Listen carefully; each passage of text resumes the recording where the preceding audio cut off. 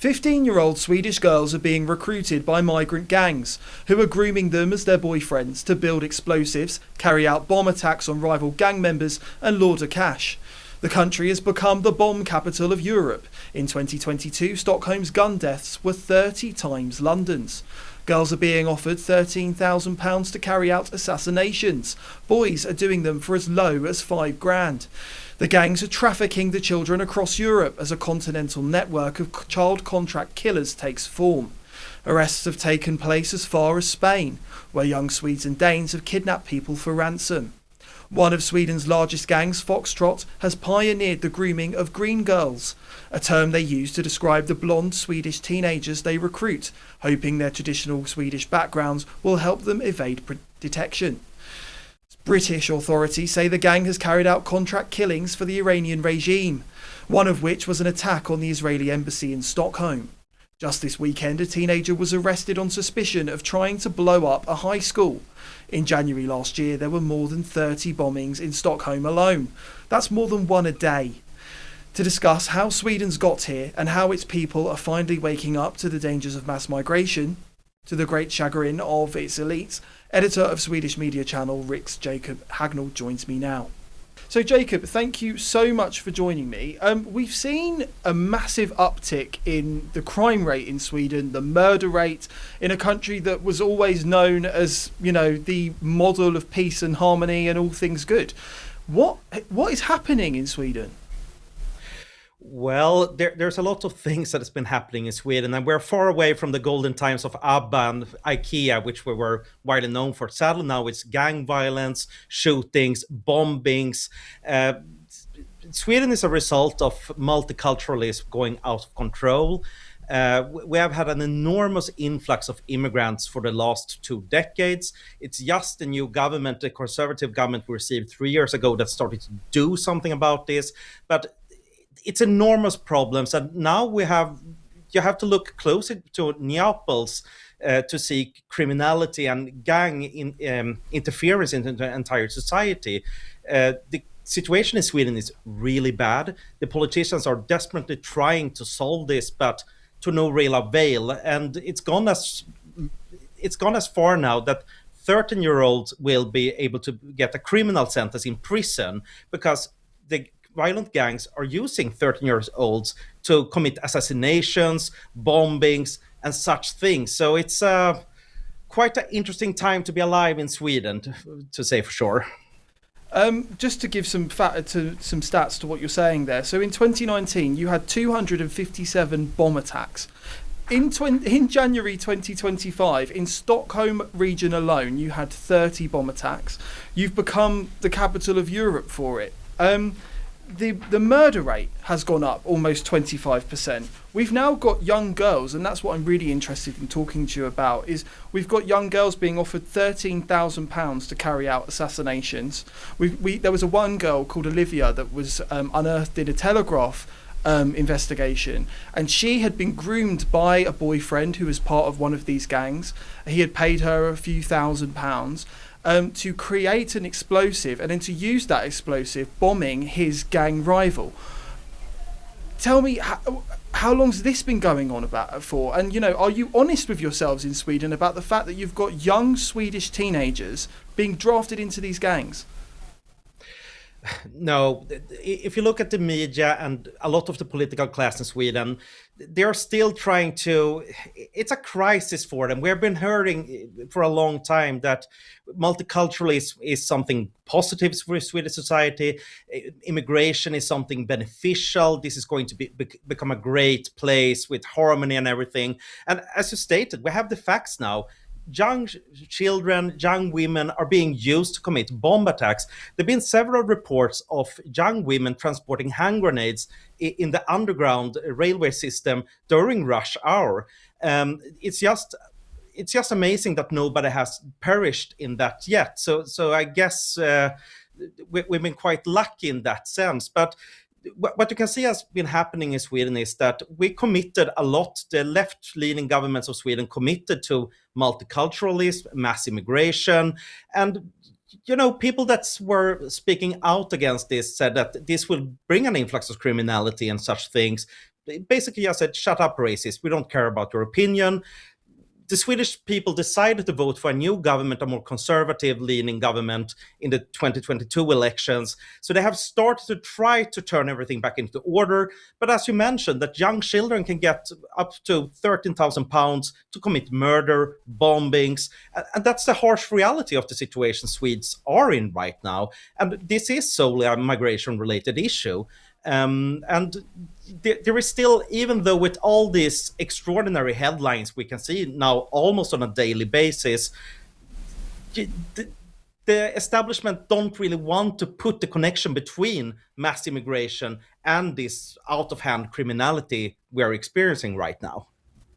And so, what are the nationalities of the main gangs, and what is it that they're dealing with? Is it drugs? Is it what's their business model?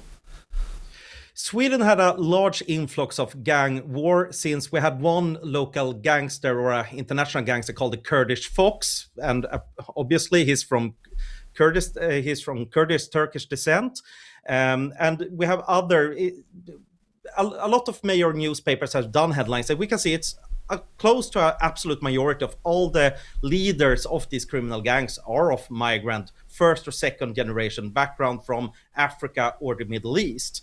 And this is not something that right-wing outlets put out. Even the liberal news outlets have started to publish to say, look, here is how the demographic looks with these people. And the Swedish police has mentioned that up to 60,000 people, and Sweden is a country of 10 million people, 60,000 people are directly connected to organized criminality. And as you stated before, these are very violent gangs, they are ruthless, and they don't hesitate to murder or commit bombings towards the enemies.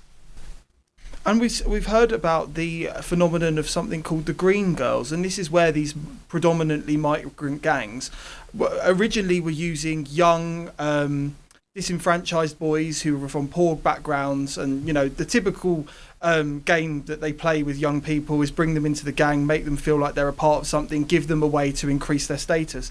Now they're moving to what they're calling the Green Girls, which are young, white, Swedish teenage girls, blonde girls that they think will carry out their crimes and go undetected. Now, there's been hundreds of these girls that have been roped in, haven't there? Yeah, there is an enormous issue where the criminal gangs have developed, or the evolution of the criminal gangs. They are using people that are less suspicious for the police. There's been a situation where the courts of Sweden has been infiltrated by women that are affiliated to gangs, either by being relatives or girlfriends that are helping the gangs to infiltrate the courts, the justice system, and to commit these types of violence. And as you mentioned, that of course, with profiling, that minors from these areas, the Middle East or Africa, they are more likely to commit these violent crimes.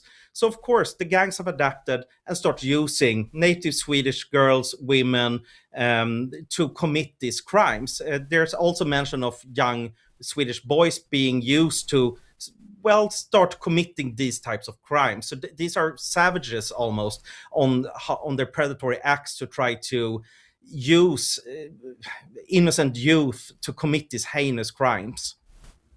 And the people of Sweden who, have not been used to having to shield themselves from bombs on their way to work, how are they reacting to what's happened here? Do you think people in general have a very good understanding that this has happened since the influx of migrants that happened after 2015? Or do you think there's a bit of denialism going on in Sweden? It's a very liberal country. People are very committed to those types of policies. Sadly, Sweden is in the middle of a really rough wake-up call.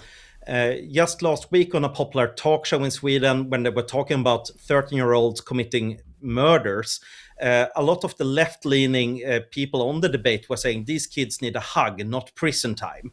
So that is a bit of the statement of how the political left in Sweden wants to solve this. They don't want to give them punishment. They don't want to put them in prison if they murder people. They want to give them hugs.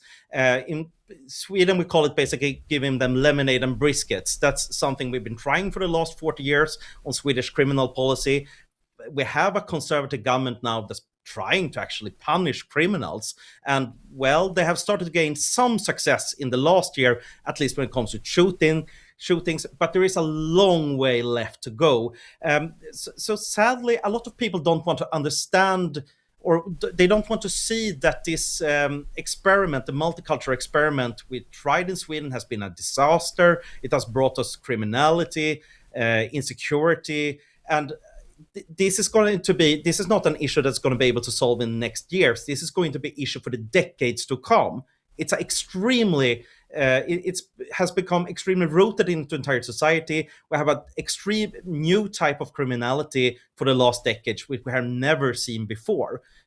Swedish, when it comes to the views of punishing crime and everything, traditionally we have this picture of that it's due to a person being alcoholic or having issues with narcotics. Therefore, they are a victim of their circumstances. For a long time, a lot of the elites and the media, they have been stuck in this viewpoint. But now we're having ice cold killers murdering people for £13,000. So it's an entirely new reality, and sadly, not the entirety of Sweden has woken up to this yet. Yeah, and we're seeing that in the coverage that we have in the UK. I mean, The Guardian will admit that the predominant group of people involved in these gangs are of migrant background. They will admit that, for say, in 2023, Sweden had 53 people killed in shootings, that, people are undertaking bombing attacks for as little as £3,000. But the reason they always come back to is poverty. But I thought, and many of my viewers will think, that Sweden has been exceptionally generous to migrants, no? And I don't think that it's really necessary for them to go out and kill people and deal drugs for them to feed to themselves. Sweden has a very generous welfare system. There was one case with a woman of Somali origin that received about £3,600 every month in welfare checks. So we have been spending enormous amount of money on these groups to no real avail. And that is the common thing that the left keeps on going back to. It's socioeconomic issues. It's an injustice in the Swedish system. It's totally bogus. But I think they have a really hard time accepting that, okay, mass immigration from the Middle East, from Africa, it's been a tremendous failure, but they have politically committed so hard to this stance. Therefore, they cannot really say that everything we have said for the last 30 years, it's been an utter lie. That's not something they want to do. So they will keep on putting their head in the sand, basically, and pretend like it's raining to just say, just if we have more welfare programs, just if we spend more money on these areas, everything is going to be a paradise. Everybody knows that this is not the case, but the political class is still stuck in those types of solutions. And I mean, in 2024 alone, you had 280 teenage girls suspected of being involved in serious gang crimes. So they would have been brought in by their so-called boyfriends of migrant backgrounds. What we're waking up to in Britain with the grooming gang scandal is the idea that, middle class or upper class elites have sacrificed the lives of young, vulnerable, working class white girls for their liberal mass migrant dream. And I just wondered, with this story going on, with these girls being locked up, going to prison, carrying out awful crimes that they don't seem to have any motive to want to do themselves, do you think something similar, something parallel has gone on in Sweden? Of course, if you look at it, for a long time, gangster rappers, people that were affiliated with organized crime, they were getting rewards by the Swedish equivalent of the BBC and the public radio for a long time. And finally, it caused an outrage after one of the artists that was shot in a gang-related crime was getting a reward posthumous. Of course, the establishment has been looking away to this victimization of Swedes, that they have wanted to keep on the multicultural experiment at any cost. And as you said, with the grooming gangs, it's a truly horrific case. It's appalling to think of that. But of course, when young Swedish children and youth are being misled by this organized crime, that there is an enormous issue with that, and it makes me quite furious. But you don't really have that outcry yet in the entirety of the Swedish society. Of course, there have been some cases now where Illegal immigrants have been taking murder missions to shoot another young kid. We had one case a couple of weeks ago where a Peruvian illegal immigrant that was a minor shot and killed a 70-year-old boy called Mio. And that's something that caused quite an uproar in the society. But of course, you get the headlines for 2-3 days, perhaps a gala to talk about violence, but then the show just keeps on running. So the political elites of Sweden doesn't have any really interest in talking about the bigger issues here, to talk about the victimization of Swedes when it comes to this multicultural experiment. And I think it's a travesty. And as you say, it's almost becoming normalised, these levels of crime. I mean, I looked on your website, Riks, just before we spoke, and even though you're trying to highlight these issues, way farther down, in just this weekend, you've had a 70-year-old man robbed at an ATM, and you've had a young guy arrested because he's planted explosives to blow up a school, and that's just over the weekend. But even if the elites and others don't care about the young white Swedish girls that are being sacrificed to these gangs, what about the other risks? Now, there's a big gang that I'd like you to tell me a little bit more about called Foxtrot. And the British authorities have said that this gang, who have been recruiting young people in Sweden, have been carrying out attacks on behalf of the Iranian Islamic regime, one of which was to do with the Israeli embassy in Stockholm. Yeah, Foxtrot is run by the Kurdish Fox, as I mentioned previously, and this is one of the major organized crime networks in Sweden. They've been in a very bloody battle against their main opponent. He's called the Strawberry. And why is this? And he's also of Kurdish descent, that man. His white income was that he was running a fruit operation. He was selling strawberries. And that's how he laundered his drug money for a long time. With Foxtrot, and it's run by a man called Rava Majid. And currently he's on the run from the Swedish authorities. He's talking about that he's in Turkey or Iraq, but he's still being able to actually control the criminal environment of Sweden from there. But yeah, there's been reports that they have been trying to attack the Israeli embassy in Stockholm on the orders of the Iranian regime. So this is, and as I mentioned previously, that 60,000 people are affiliated with criminal gangs is one of the latest numbers from the Swedish police authorities. Just as you imagine it, that they're working for a third state, an hostile Islamic state. This is an enormous security concern for all of Sweden. And there is no real... The police are doing as good as they can to try to crush these organizations, but they are decades behind. They have had an environment where, with left-leaning thoughts that, no, this is not an issue, it's only social issues, injustices in the society, they've been able to grow. And just this last week, a report from the chief of police of Sweden said that the organized crime in Sweden has a turnaround of about 17 billion pounds. It's an enormous industry. It's larger than some of the bigger companies we have in Sweden. So they have really infiltrated the welfare system, the courts, and to some cases, it wouldn't surprise me if we could see that they are starting to have more and more political influence, trying to push politicians. It's an extremely dangerous development Sweden is experiencing right now. When you say about how the police are, decades behind, you've had a different type of model in Scandinavia. You've had smaller societies, quite homogenous, trusting. There hasn't really been a need for a brutal state. But as since these gangs have taken root in Sweden, we've seen reports over the years. There was an Australian camera crew that was attacked going into a suburb of I think it was of Stockholm or Malmo. Yeah, Rinkeby. Then there was reports of a mayor not being able to walk around in their own town because the Islamist gangs were after them. Are there parts now of Sweden where the police have effectively given up? Of course, we can see areas where the police needs to take enormous amount of precautions before they actually move in there.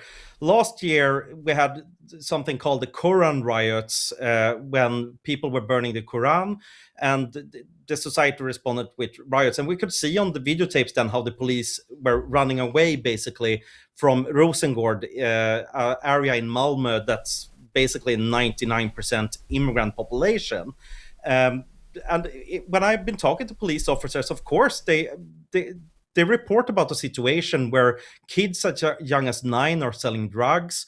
They are being hostile towards the police. We had occurrences in the second largest city in Sweden, Gothenburg, where a young police officer was shot dead during a routine check a couple of years ago by us, if I recall, a 70-year-old African migrant.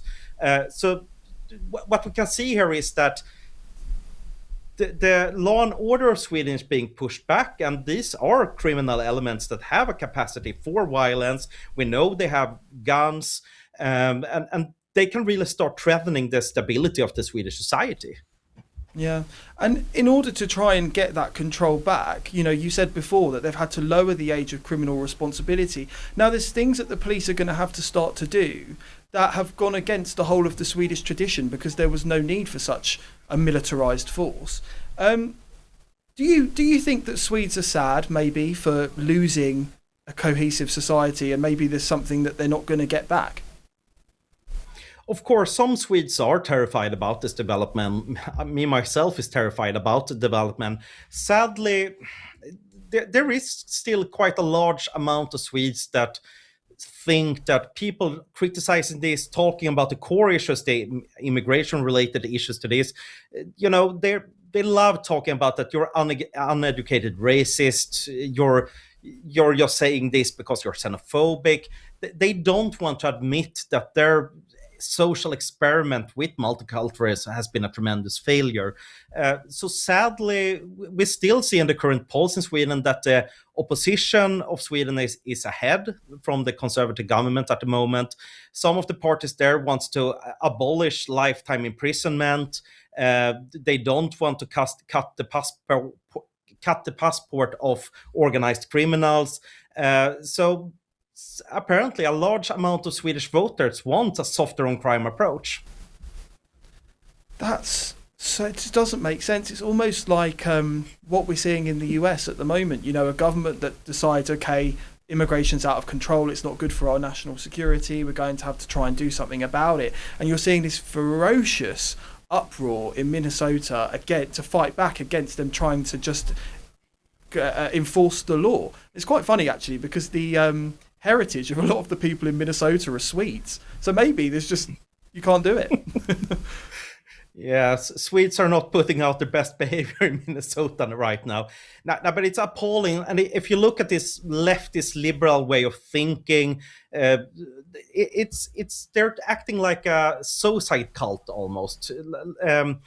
We're seeing how it's ruining our society, how we need to militarize our police force, how we need to do widespread mass surveillance on the populations to actually tackle the issue of not having a bombing every single day, as it was in January last year. We had a bombing every day during the month of January 2025. That's how bad it was. I think I saw something on your website. Was there not something that they were doing over Stockholm this week, which was like a mass drone surveillance or something? Yeah, they're always trying to combat what's going on with criminal gangs. The police are calling for more and more authoritative and repressive measures to be able to tackle this. I believe in civil liberties. I believe in the right of integrity. The issue is that these gangs have had such a long time to operate, to gain influence and power in the Swedish society.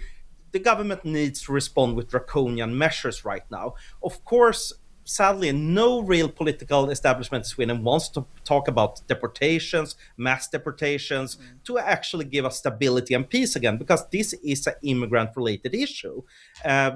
So the more right-wing you go in Sweden, of course, you're open about this is an immigration-related issue, but we're still not there yet to actually talk on, okay, we should perhaps send the Kurdish Fox back to wherever he came from. We're not there yet, sadly, but I think this development will continue. It's going to be way worse before it gets better. I think the Swedish electorate will turn into that direction. It might take 5 to 10 years, but if you look at the situation now, at least we can have a more sane debate about the immigration in Sweden. For the last 3 decades, you were branded as xenophobic, horrible person if you ever said anything. Perhaps we shouldn't take in 100,000 people a year. You would be cancelled. You would get fired out of the unions. The biggest newspapers would probably come to your home to show the world that you're a horrible racist for thinking these things. We're not there now. There's been some sobriety, at least in some segments of the society, but it's still an extremely long way to go. And how do you find it running your media operation? Do you find that there's lots of attempts to shut you down or to discredit you? And, with the EU at the moment talking about investigating X, obviously with a view to potentially shutting it down, because most of the news that we learn about the issues related to mass migration come from X. And we're seeing in tandem the UK working with the EU under the same pretense. And I just wondered if you had any thoughts on that.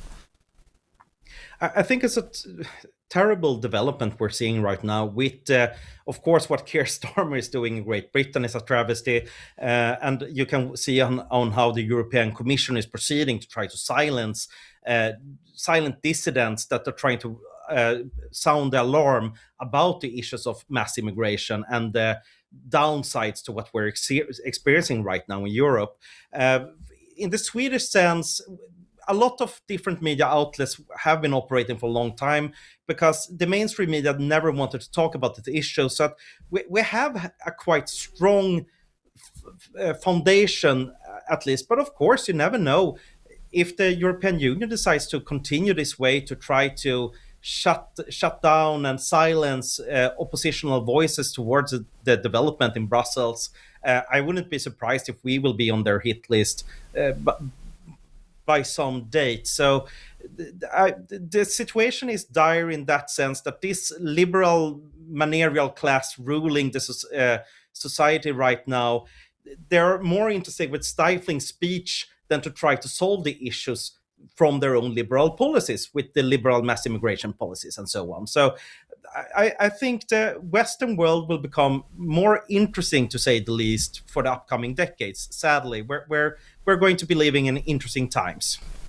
And before I spoke to you, I was under the impression, well, the media, that's what the impression that we have here was that Sweden was starting to turn a corner with this. And I think what you're saying is that you are starting to turn a corner, but now the Swedish people are kind of taking the rug out from underneath the government, and you might go backwards again. So might not be ending this on the sweetest of notes, but thank you so much for giving us a little bit of a view of the scary events that are going on in Sweden. Thank you for having me.